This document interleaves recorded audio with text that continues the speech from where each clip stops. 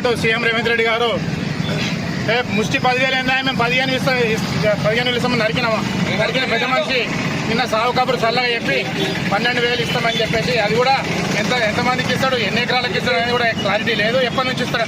మనం అది ఈ జనవరి 15 అన్నాడు, ఇప్పుడు మళ్ళీ 26 అంటుండు. మళ్ళీ 26 తర్వాత ఇంకెంత అవుతుందో తెలియదు.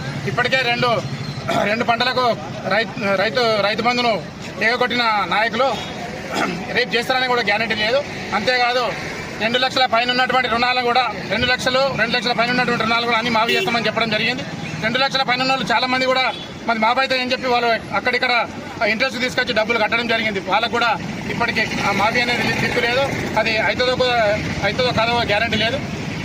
2 లక్షల పైన ఉన్నాయి కానీ 2 లక్షల వరకు ఉన్నటువంటి అందరికీ కూడా వెంటనే 2 లక్షల వరకు వేసి రుణమాఫీ చేయాలి.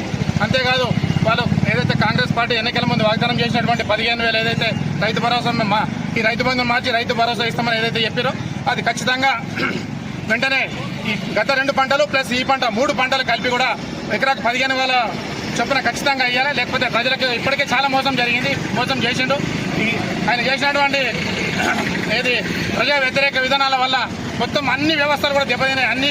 అన్ని బిజినెస్ కూడా దెబ్బతిన్నాయి. ప్రతిదీ కూడా ఏది కూడా రాష్ట్రంలో కానీ మన ప్రాంతంలో ఏది కూడా మనీ రొటేషన్ కాక పూర్తిగా వ్యవస్థలన్నీ నాశనం పట్టించినటువంటి ఘనత కేవలం రేవంత్ రెడ్డి గారికే దక్కుతుంది. అంతేకాదు కింది స్థాయి నాయకుల నుంచి పై స్థాయి నాయకులు కూడా చాలా వరకు అద్దుమీరిన మాటలు మాట్లాడుతారు. పని దగ్గర చూపించండి, పని దగ్గర చూపించి పనితనం చూపించండి.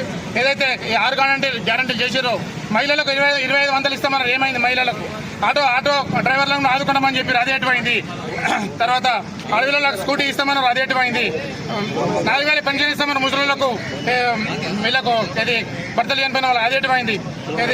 వికలాంగులకు 6,000 పెన్షన్ ఇస్తామన్నమాట, అది ఎటువైంది?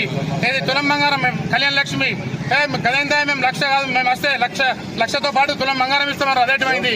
ఈ ఏకుడు పీకుడు అంతా ఎక్కడ పోయింది? దయచేసి ప్రజలందరూ గమనిస్తారు. ఇప్పటికే ఊర్లలో తిరిగనిచ్చే పరిస్థితి లేదు. దయచేసి